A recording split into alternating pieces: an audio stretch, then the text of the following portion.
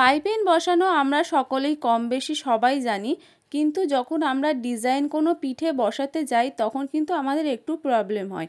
তখন ডিজাইনটা দেখবেন কেমন একটু ডাঁট ডাঁট হয়ে যায়, মানে ডিজাইনটা চেঞ্জ হয়ে যায়।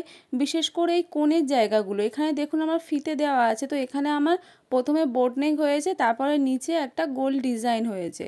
এই কোণাগুলোর কাছে কিন্তু অনেক প্রবলেম হয়। তো এখানে দেখতেই পাচ্ছেন আমার কোণাগুলো কত সুন্দরভাবে বেরিয়েছে, আর ডিজাইনটাতেও কিন্তু কোনো রকমভাবে ডাঁট ডাঁট হয়ে নেই, সুন্দরভাবে কিন্তু পাইপিং বসেছে।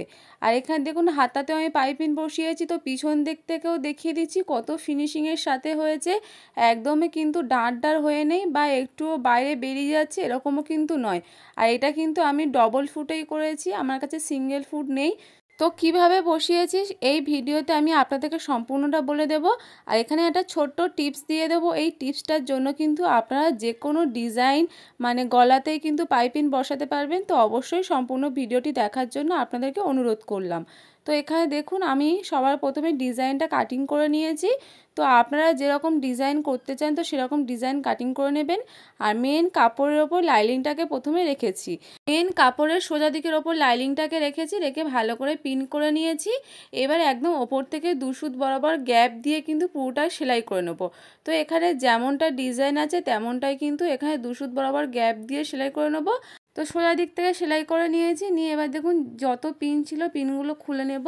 এখানে কিন্তু আমার মেন কাপড়টা কাটা নেই, আমি লাইনিংটাকে বসিয়ে তারপরে কিন্তু এবার মেন কাপড়টা কেটে নেব। এবার এখানে মেন কাপড় যেটা এক্সট্রা আছে সেটা কিন্তু কেটে আমি এখানে বাদ দিয়ে দেবো। তো এখানে কেটে বাদ দিয়ে দিচ্ছি, দিয়ে কিন্তু লাইনিং কাপড়টাকে কিন্তু পুরো পিছনের দিকে নিয়ে চলে যাব। এখানে আমি রেডিমেড পাইপিং ইউজ করছি, আপনারা চাইলে কিন্তু মানে ঘরে তৈরি করে কাপড়ে তৈরি করে কিন্তু সেই পাইপিংও ইউজ করতে পারেন।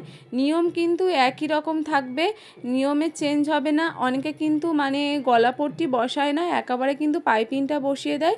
তো আমি এইভাবে বসাই, এইভাবে বসালে কিন্তু মানে ফিনিশিংটা বেশি ভালো হয়।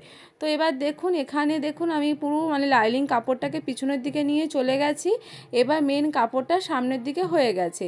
এখানে ভালো করে কিন্তু একটু চেপে চেপে দেবো। তো যেমনটা আমার ডিজাইন ছিল দেখুন সুন্দরভাবে বেরিয়ে এসেছে, ভালো করে পিন করে নিয়েছি। এবার এখানে আমি রেডিমেড পাইপিংটা নিয়ে নিচ্ছি। এবার পাইপিংটা কিভাবে বসাচ্ছি দেখুন, এখানে কিন্তু আমি চাপ সেলাই দিইনি, মেন কাপড়ে চাপ সেলাই দিইনি। এবার এখানে যে টিপসটার কথা বলছিলাম সেটাই হলো, আপনারা পাইপিংটাকে কি করবেন, এরকম কিছুটা গ্যাপ দিয়ে দিয়ে একটু একটু করে কেটে নেবেন।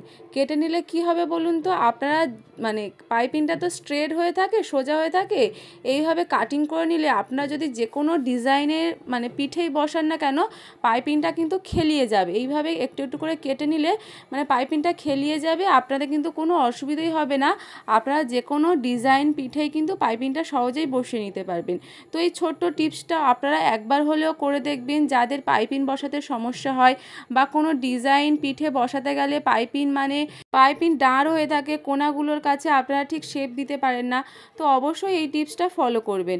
তো এবার এখানে দেখুন একদম যে পাইপিংটা আছে সেই পুরোটাকে ভিতরের দিকে রেখে দেবো, আর সামান্য পরিমাণে কিন্তু আমি বাইরের দিকে বার করে রাখবো।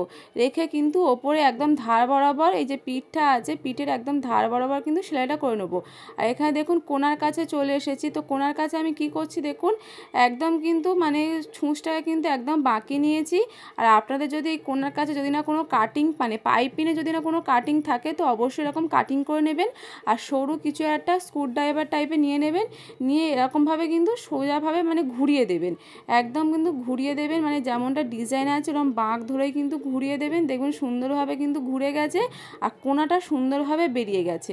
আবারও বলছি পাইপিংয়ে কিন্তু আপনারা কিছুটা গ্যাপ দিয়ে দিয়ে কাটিং করবেন, নাহলে কিন্তু আপনারা পাইপিংটা কিন্তু বসাতে পারবেন না, পাইপিং দাঁড় হয়ে থাকবে। তো কিছুটা গ্যাপ দিয়ে দিয়ে কিন্তু পাইপিংটাকে অবশ্যই কাটিং করে নেবেন, নিলেই দেখবেন আপনারা যে কোনো ডিজাইন কিছুতেই বসাতে যান না কেন সুন্দরভাবে কিন্তু বসে যাবে। তো দেখুন এখানে কিন্তু বসিয়ে বসিয়ে একদম আবার কোণার কাছে চলে এসেছি। কোণার কাছেও সেম একটুখানি কেটে নেব, নিয়ে পাইপিংটাকে পুরো কিন্তু ঘুরিয়ে দেব। আর এখানে আমি সামনেও বসিয়ে নিচ্ছি, সেই জন্য পুট লাইনটা জয়েন করে নিয়েছি। দেখুন জয়েন করে আমি সামনেও কিন্তু বসিয়ে নেব। তো এখানে দেখুন পুরো একদম শেষে চলে এসেছি, শেষ প্রান্তে আবার একটুখানির মতন হাফ ইঞ্চির মতন রেখেছি, রেখে এইটাকে পুরো একদম ভিতরের দিকে মুড়িয়ে দেব। মুড়িয়ে কিন্তু এখানে চাপ সেলাই দিয়ে নেব, দিলেই সুন্দরভাবে হয়ে যাবে। আপনাদের কিন্তু এরপর থেকে কিন্তু আর একটা করে সেলাই দিতে হবে। পাইপিংয়ের যে মানে ভিতরের যে অংশটা আছে, নাহলে ওটা কিন্তু বাইরে বেরিয়ে থাকবে, ভালো লাগবে না। তো এরপর থেকে কিন্তু আপনাদের 2 সুত গ্যাপ দিয়ে কিন্তু একটা সেলাই কিন্তু করে নিতে হবে, নিলে এই পাইপিংয়ের যে এক্সট্রা অংশটা আছে সেটা কিন্তু সুন্দরভাবে বসে যাবে। তো ভিডিওটি আপনাদের কেমন লাগলো অবশ্যই কিন্তু কমেন্টে জানাবেন। ভালো লাগলে চ্যানেলটিকে সাবস্ক্রাইব করে দেবেন, একটা লাইক করে দেবেন। আর দেখুন এখানে আমার হাতাতেও কিন্তু একই রকমভাবে পাইপিংটাকে বসিয়ে নিয়েছি, আর কত সুন্দর লাগছে, ফিনিশিং কিন্তু খুব সুন্দর হয়েছে। তো আপনারা কিন্তু অবশ্যই কমেন্ট করে জানাবেন। ধন্যবাদ, ভালো থাকবেন।